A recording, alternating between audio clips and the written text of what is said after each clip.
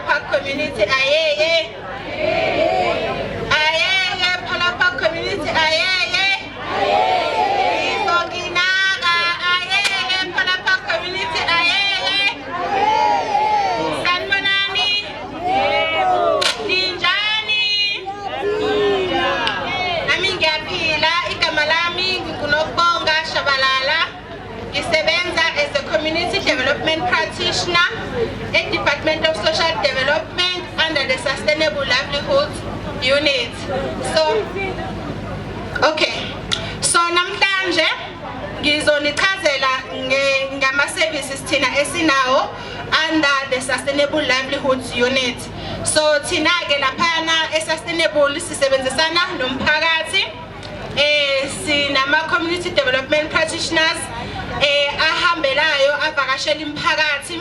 Siyawenza door to door, sifike sinigcwalisisa ama-forms emakhaya, sinibuze ukuthi niphila kanjani, iziphi idingo ezikhona, ebese siyaqhubeka sibe nezinhlelo zokuthi sinhlanganise njenganamhlanje ukuze sizokwazi ukuthi sibhekane nezinsiza enidingayo. Siyasebenzisana nabomama through ama-cooperatives. Siyabonawo ama-cooperatives athungayo.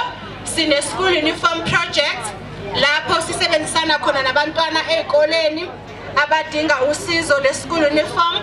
Siyahamba sibabhalise, sisebenzisane kanye nothisha ukuze abantwana bathole ama-uniform kanye nama-dignity packs.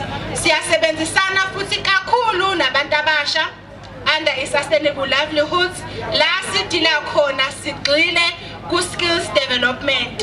So i-skills development yilapho sithuthukisa khona abantu abasha ngezifundo zabo ukuze bekwazi ukuyisebenzela, bekwazi ukwenza izinto.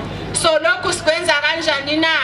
Sikwenza ngendlela yokuthi sisebenzisana nama-non-profit organization afandwayo ukuze alethele umphakathi izidingo ikakhulukazi abantu abasha.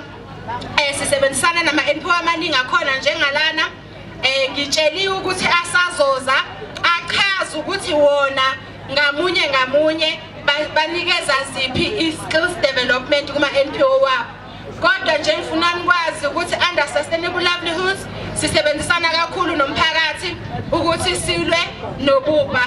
Ngiyabonga. Halala.